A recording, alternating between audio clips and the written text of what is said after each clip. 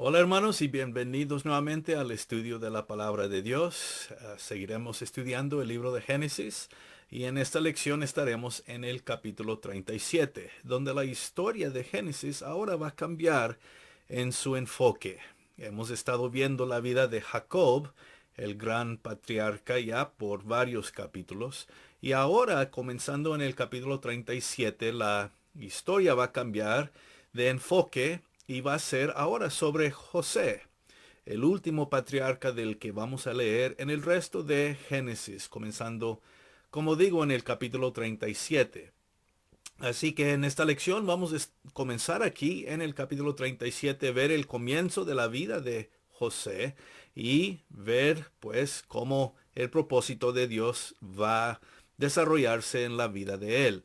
Así que comenzaremos nuestra lección en el capítulo 37 en esta lección, viendo el comienzo de la vida de José. Ahora se nos va a decir algo interesante aquí en el 37 y eso es que José al comienzo de esta parte aquí tiene 17 años y entonces ya sabemos, ¿verdad?, que es un joven cuando comienza el capítulo 37. Vamos a comenzar a ver los primeros cuantos versos y como siempre haremos comentarios de el resto de lo que vemos aquí. Dice así la palabra. Habitó Jacob en la tierra donde había morado su padre, en la tierra de Canaán. Esta es la historia de la familia de Jacob. José, siendo de edad de 17 años, apacentaba las ovejas con sus hermanos. Y el joven estaba con los hijos de Bilha y con los hijos de Silpa, mujeres de su padre. Informaba José a su padre la mala fama de ellos. Y amaba Israel a José más que a todos sus hijos, porque lo había tenido en su vejez, y le hizo una túnica de diversos colores. Y viendo sus hermanos que su padre lo amaba más que a todos sus hermanos, le aborrecían, y no podían hablarle pacíficamente. Bueno, vamos a detenernos aquí en los primeros 4 versos del capítulo 17, 37 y ya comenzamos a ver algo de José. Como mencionamos, tiene 17 años al comienzo de la historia de él, aquí en Génesis. Y se nos dice también otra cosa, y eso es que José le hablaba a su padre acerca de sus hermanos y les contaba, bueno, las cosas malas que ellos hacían. Y eso se nos dice en el verso 2. También se nos dice algo más interesante y eso es que José era amado más por su padre Jacob que todos sus otros hermanos. En otras palabras, Jacob le demostraba favoritismo a José, lo amaba más que a todos sus hermanos, lo cual esto va a causar envidia, como se nos dice aquí después de haberle hecho esta túnica de muchos diversos colores, dice que el verso 4, sus hermanos le aborrecían y no le podían hablar pacíficamente. Entonces, vemos aquí algunas de las cosas iniciales en la vida de José. A él le gusta contarle a su padre todas las cosas que sus hermanos hacían mal. Y también el favoritismo de Jacob para con José y el hecho de que lo amaba más que a sus otros hermanos. Todo esto nos deja saber por qué hay el conflicto que va a haber aquí entre José con sus hermanos y problemas que comienzan porque su padre le demuestra más amor a él que a los demás. Esto siempre causa problemas, ¿no? Cuando padres demuestran favoritismo para con ciertos hijos o una hija o lo que sea, ¿verdad? Con los demás, porque demuestra que sí, a veces hay este favoritismo y claro, a los demás no les va a gustar. Ese fue el caso aquí con José. Y vemos que dice que por esta causa le aborrecían. Ahora en los versos que siguen, versos 5 hasta casi el verso 10, sí, el verso 10, otra cosa que se nos va a decir acerca de José tiene que ver con los sueños que él comienza a tener. Y pues estos sueños demuestran a José en un lugar favorecido sobre sus hermanos. Y los versos 5 al 10 nos cuentan de estos sueños. Y pues para José, él está muy contento con estos sueños porque él es el favorecido, ¿no? En sus sueños. Aquí en el verso 5 dice que él les contó el sueño a sus hermanos. Verso 5, la última parte dice, y ellos llegaron a aborrecerle más todavía. Ya es la segunda vez que se menciona que lo aborrecían. Y cuando les cuenta el sueño, verso 6, dice que, verso 7, perdón, que ellos estaban juntos y ataban manojos en medio del campo. Y aquí dice que mi manojo se levantaba y estaba derecho, y que vuestros manojos estaban alrededor y se inclinaban al mío. Le respondieron sus hermanos, verso 8. ¿Reinarás tú sobre nosotros? ¿O señorearás sobre nosotros? Y le aborrecieron aún más a causa de sus sueños y sus palabras. Entonces, en estos cuantos versos vemos que los hermanos de José le odian, pero fuertemente, ¿verdad? El texto nos dice ya 3 veces que le aborrecían por causa del amor de su padre Jacob, por causa de la túnica, ahora por causa de sus sueños, en los cuales él les dice a sus hermanos básicamente, mira, yo soy el más importante de todos ustedes. Y José nunca tuvo problema en contarle a sus hermanos sus sueños, ¿verdad? Tal vez podría haber aprendido algo de reservar ciertas cosas a sí mismo, pero él les cuenta a ellos, no sé, pensando que ellos iban a estar tan excitados como él, pero claro que no. Ellos por esta razón le aborrecían aún más, ¿verdad? Porque le van a llamar el soñador. José pensaba que era algo grande y era el menor de sus hermanos hasta este punto casi. Ahora, en el verso 9 y 10, José va a contar otro sueño que él tiene y esta vez tiene que ver también con su padre. Así que vemos lo que dice el verso 9. Soñó aún otro sueño y lo contó a sus hermanos diciendo, he aquí que he soñado otro sueño y he aquí que el sol y la luna y 11 estrellas se inclinaban a mí. Lo contó a su padre y a sus hermanos. Y su padre le respondió y le dijo, ¿qué sueño es este que soñaste? ¿Acaso vendremos yo y tu madre y tus hermanos a postrarnos en tierra ante ti? Y sus hermanos, verso 11, le tenían envidia, mas su padre meditaba en esto. Bueno, este último sueño no es nada mejor, ¿verdad? Y ahora por las figuras de el sol y la luna, Jacob entiende que José está soñando algo que tiene que ver con él también, Jacob. Y vemos las estrellas, representante de sus hermanos, el sol y la luna, representando su padre, su madre. Todos se inclinan a José y esto le lleva a Jacob a decir, ¿qué piensas que estás haciendo? ¿Quieres decir que tú vas a ser aún más importante que nosotros, más que yo y tu mamá? ¿Verdad? Y esto pues causa más envidia por parte de los hermanos, obviamente. Y ahora Jacob se pone a pensar, ¿qué es esto lo que está pasando? Bueno, nosotros sabemos que esto viene de Dios porque conocemos el resto de la historia. Pero en el momento podemos ver por qué esto causó tanto problema, ¿verdad? Ya que el menor de la familia se imaginan 12 hermanos y el menor piensa que es lo máximo, ¿verdad? Lo más importante, lo más favorecido, lo más amado. Y todo esto causa los problemas que vamos a ver. Y por buena razón, ¿no? Podemos pensar. especialmente si vemos las cosas desde el punto de vista de sus hermanos, ¿verdad? No les pareció nada bien todo lo que Jacob estaba diciendo. Por esta razón, en el resto aquí del capítulo 37, Jacob lo va a enviar a José a ir a ver cómo están sus hermanos. Sus hermanos van a estar apacentando las ovejas, ¿verdad? Son pastores, todos ellos.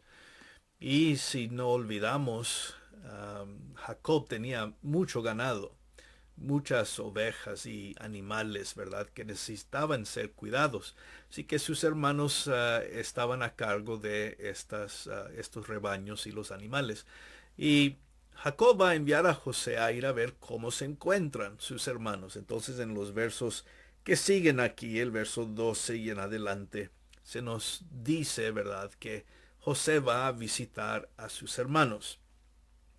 Ahora, cuando lo vieron que él se acercaba a ellos, si vemos el verso 18, ellos comenzaron a conspirar contra él, dice, para matarle. Ellos dicen, verso 19, he aquí viene el soñador. Entonces el plan que ellos comienzan a tener en sus mentes es, vamos a matar a nuestro hermano.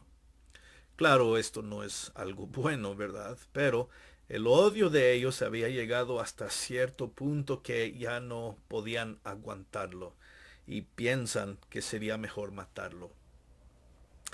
Ahora, algo interesante que vemos, lo echan en una cisterna, verso 20, es decir, un hoyo en el suelo, ¿verdad? En la tierra. Y lo meten ahí y se ponen a pensar, bueno, ¿qué podemos hacer con él? Y ahora, si él está aquí, ¿cómo se van a cumplir sus sueños? ¿Verdad? Verso 20. Pero Rubén en el verso 21, escuchando que ellos querían matarle, ¿verdad? Rubén, si recordamos, es el mayor de todos los hermanos. Él vino para librar a su hermano José y le dice, no deben matarlo, ¿verdad? No es bien que lo matemos. Verso 22, no derraméis sangre echando no derraméis sangre, echadlo mejor en esta cisterna que está en el desierto, no pongáis mano en él, y quería librarlo así de sus hermanos para hacerlo volver a su padre, verso 22. Así que Rubén les da otra opción. No, no vamos a matarle. Mejor vamos a meterlo en esta cisterna. Y él decía esto, dice el texto, para poder librarlo más tarde y devolverlo al padre. Rubén lo quiere librar y por eso les sugiera esto. Bueno, cuando José llega a ellos, lo tomaron, le quitaron su túnica, verso 23, ¿verdad? De muchos colores, y lo echaron en la cisterna. Dice que la cisterna estaba vacía, verso 24, y no había agua en ella, ¿verdad? Es decir, las cisternas eran para guardar agua. Y en este caso estaba vacía esta cisterna. Luego, después, dice el verso 25, como si fuera nada lo que le hicieron, se sentaron para comer, ¿verdad? Están tranquilos con meter a su hermano en esta cisterna y por lo menos dicen, bueno, ya nos desquitamos de él de esta manera. Luego es algo interesante. Dice el verso 25 y el 26 que pasaban una compañía de ismaelitas y que ellos iban a Egipto. Verso 26, Judá, el hermano muy importante en la historia de los israelitas, Judá. Él sugiere algo interesante aquí y nos presenta bien lo que vamos a ver en el resto de Génesis. Va a haber una buena conexión entre las historias de Judá y José. De hecho, vamos a ver comparación mucho con los dos hermanos a lo largo de la historia. La razón por esto, hermanos, es que debemos recordar que Judá llega a ser la tribu de Israel de donde vienen los reyes más adelante. El mismo Señor Jesús es descendiente de la tribu de Judá, ¿no? Pero también hay algo más. Estas dos tribus o estos dos hermanos, José y luego Judá, van a llegar a ser los padres de las dos naciones de los israelitas cuando se dividen en el reino dividido. En el reino del norte va a ser Israel, que son los descendientes de José.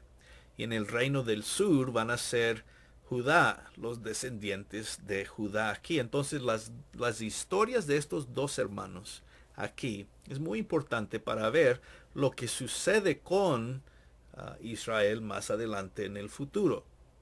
La historia de José con Judá es algo que tiene muchas lecciones para demostrarnos y queremos ver esto más adelante en nuestro estudio. Así que pongamos atención en especial en estos últimos capítulos de Génesis, cuando se nos habla de Judá y cuando se nos habla de José, ¿verdad? Hay cosas importantes. Así que esta es la primera cosa que vemos.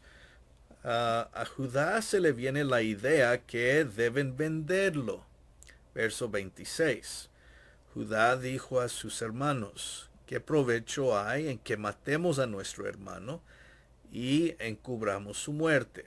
Venid y vendámosle a los ismaelitas, y no sea nuestra mano sobre él, porque él es nuestro hermano, nuestra propia carne. Y sus hermanos convinieron con él.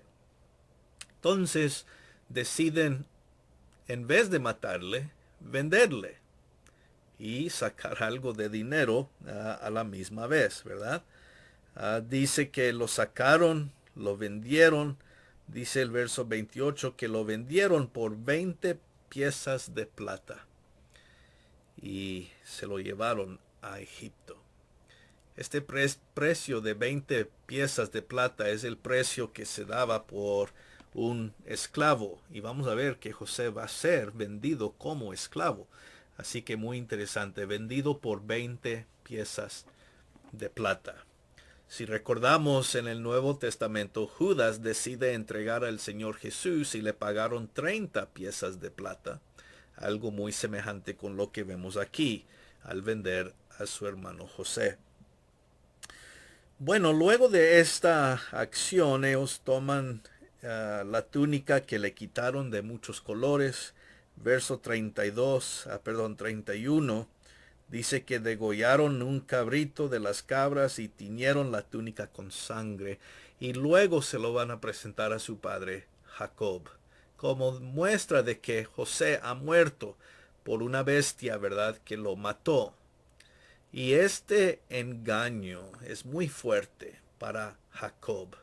Sus hijos lo engañaron a él, tal como Jacob ha hecho por mucho tiempo en su vida, engañando a diferentes personas, ¿no? La ironía que vemos aquí, que ahora sus propios hijos lo engañan a él, así como él engañó a su padre, ¿verdad? Si recordamos, Jacob engaña a Isaac. Ya cuando Isaac no podía ver muy bien, recuerdan, se vistió con pieles de animales y pretendió ser su hermano Esaú para robarle su bendición. Ese fue un engaño de Jacob, el hijo, engañando a su padre, Isaac. Aquí los hijos de Jacob ahora lo engañan a él con la túnica de sangre y lo demás, ¿verdad? Diciendo que una bestia había matado a José. Es, bueno, muy horrible esto, lo que le hacen, pero vemos cómo en verdad Jacob ahora recibe el engaño que él antes había hecho con su propio padre y su hermano. Muy interesante, ¿no? Con esto Jacob no quiere ser consolado, ¿verdad? Porque él dice, he perdido mi hijo. Recordemos, ¿verdad? Para Jacob, José era uno de los hijos más amados porque era hijo de Raquel. Capítulo 36, que vimos antes, más bien el 35, verso 16.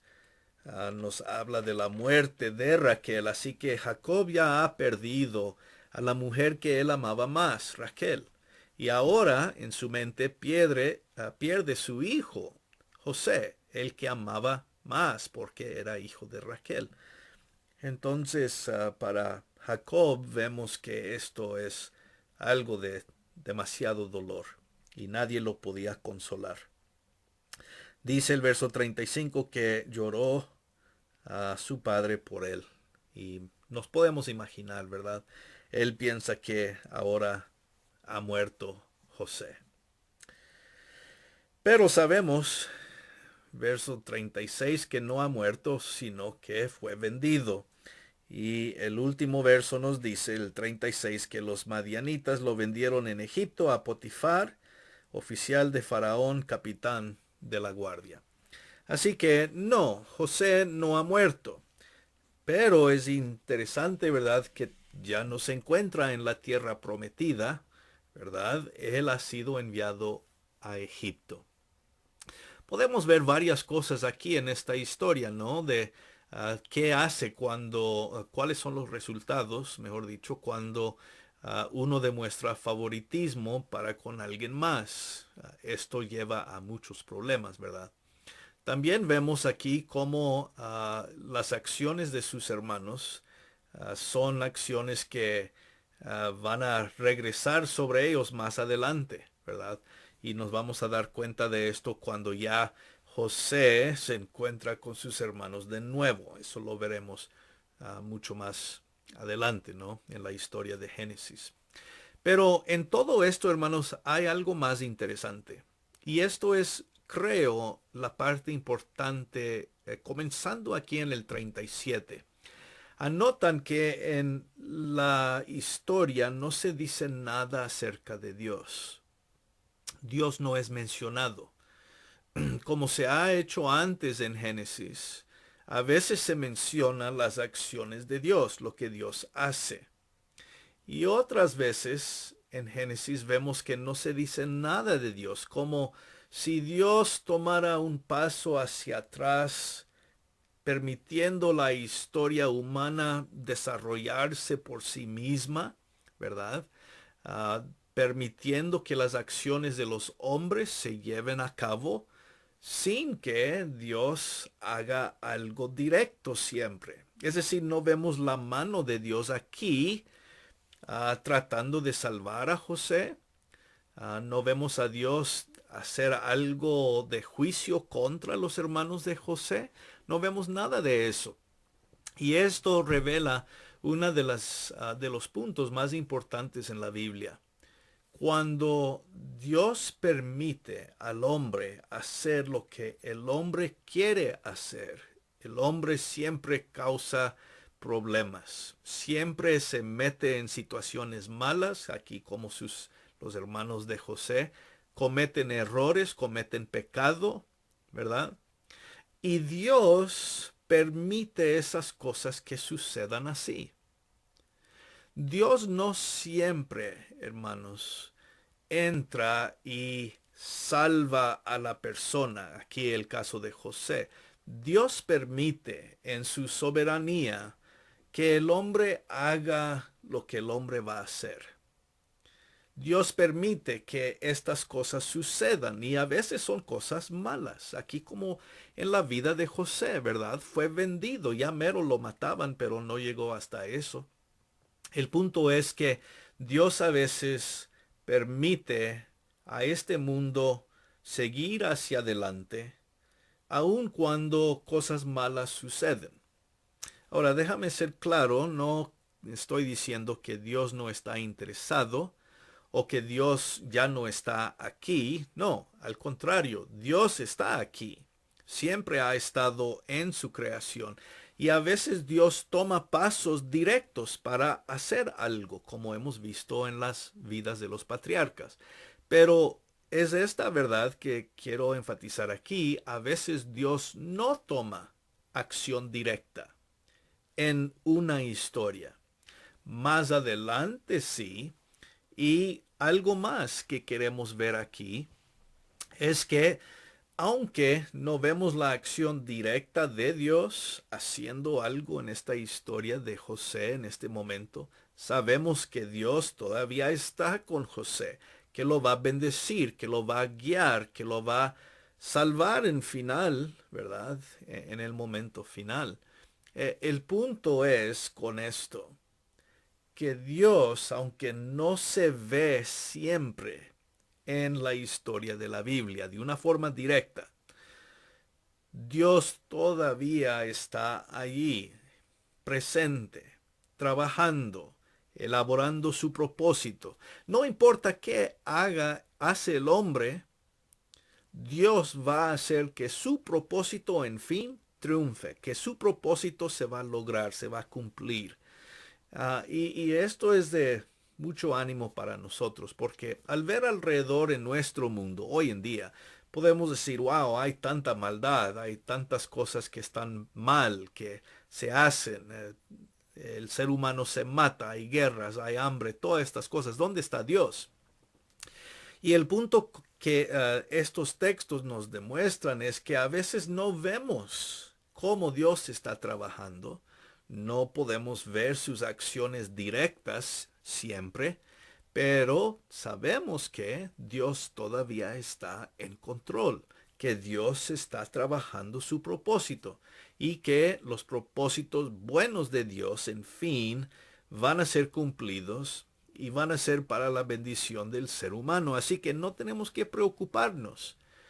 Dios siempre hará algo bueno, aun cuando el hombre, aquí demostrado por los hermanos de José, hacen cosas malas.